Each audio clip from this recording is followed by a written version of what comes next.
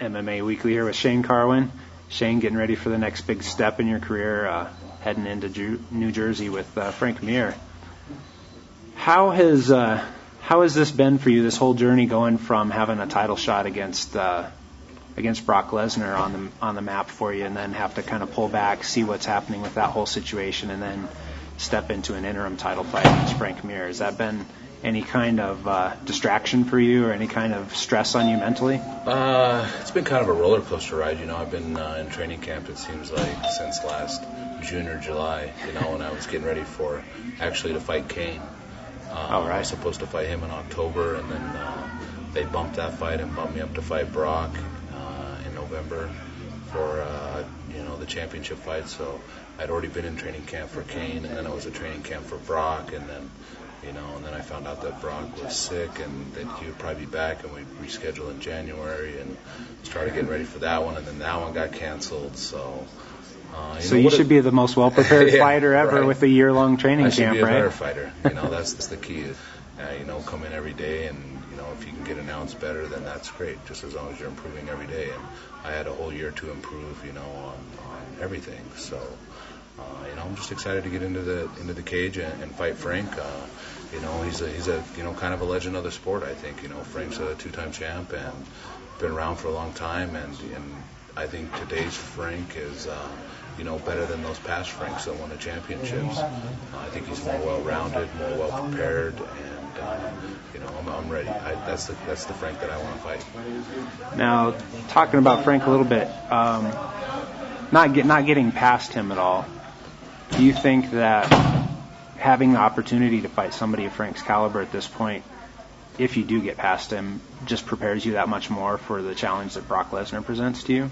Or do you think maybe Frank's even a different, tougher challenge in some ways? I think in the heavyweight division today, any of these top guys that you're going to fight, Cain Velasquez, Brock Lesnar, Frank Mir, Nogueira, Dos Santos, Gonzaga, any of those guys, Quite a laundry list. Yeah, I think it's really become probably, the most exciting division, in the UFC now, I think. In my opinion, kind of got guys that are, kind of all over the place. And it's not the same as, 5 years ago when the heavyweights were big, slow guys either. Now you guys are all very athletic and really well-rounded, just like the rest of the guys in the sport. And, you got up-and-comers, too, that are coming in tough, like Duffy and Schaub and, those guys that are coming up. And, it's an exciting division. And, I'm just thankful to be a part of it and to be up there and to compete with the best. That's what I want to do, and that's why I'm here. And like I've always said, when this isn't fun for me anymore, then, I'll hang it up and I'll move on. You'll just continue with the day job? I'll continue.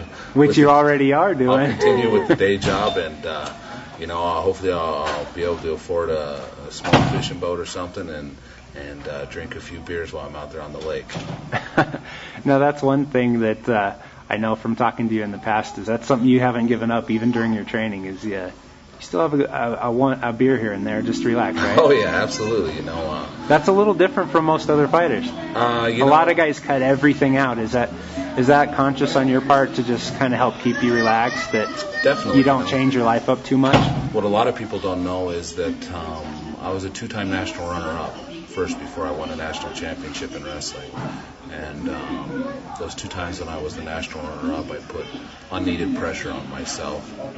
And I think by the time my senior year rolled around and I didn't make the NFL, I realized the importance of making sure I had fun with the team while I was in practice, and make sure that I also enjoyed life at the same time, and not my only sole focus wasn't just winning the championship.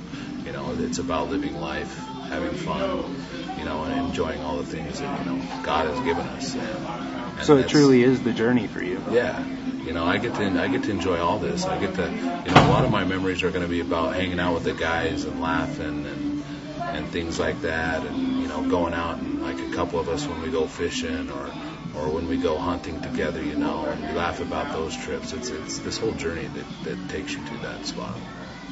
That's a pretty cool perspective that I don't think a lot of people see out of guys like you at the top level.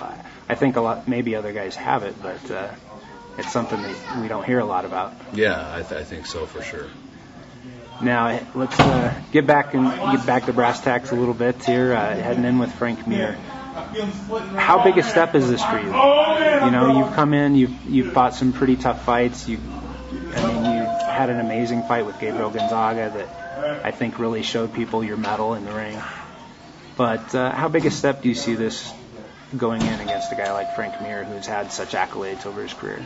Oh, it's a big step, and you know, it's an honor to be in there with him and to be able to fight him, and you know, to go in there and see what I have. This is the challenges that I love. I'm very competitive, and you know, I'm extremely looking forward to this fight and to fight Frank.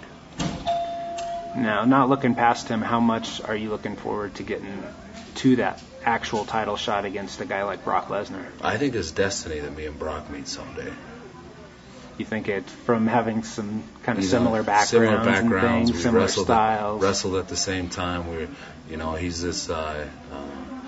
He accentuates that he was a D1 national champ and I was Division II. But I would have loved to have gone up to him head to head at that time. Then at the same time, we both won those championships. So, it's just further down the road, and we're in bigger and better things, and I would love the opportunity to fight him. Bigger and better things. Frank Mir's been kind of putting on the pounds a little bit lately, and not in the old Frank Mir way would have been to just put on the pounds and be a little soft, but he's actually adding on a lot of muscle. He's really working on his striking game, focusing on that a lot. Do you see that as more of a benefit to him or more of a benefit to you, where in the past, he always used his ground game a lot, but maybe he's distracted from that a little bit, that he's focusing more on his striking, and that gives you some opportunities to exploit him? I think it's beneficial for Frank. He's realized that the game is evolving, and he's one of the fighters that has been in the past, and he's going to evolve with it. So, he's brought in the strength training and working to stand up and putting the hours in the gym. So, like I said, I think this is the best Frank Mir that we've ever seen. Does he bring anything that you see as a major threat to you? No. The bottom line is I love to step in, get in the octagon, and fight. And I never look to eke out a decision, or this is how we're going to play out the 5 rounds and to get that decision or anything. It's never been about that for me. It's to get in there. It's to fight. I'm trying to finish that guy. I'm trying to take his head off and win the fight, do whatever I can, and that's what I enjoy, the competitive nature of this sport. So come March 27th, we're looking at Shane Carwin hoping to step out of that ring with an interim heavyweight belt to take home to his new little girl. Oh yeah, take home to my family, and you know what? Even more importantly, take home to my town of Greeley, Colorado. There's a lot of people in that town that are pulling for me, and I appreciate all their support. All right, well, Shane, thanks for taking the time to talk to us at MMA Weekly, and good luck against Frank. Thanks, I appreciate it.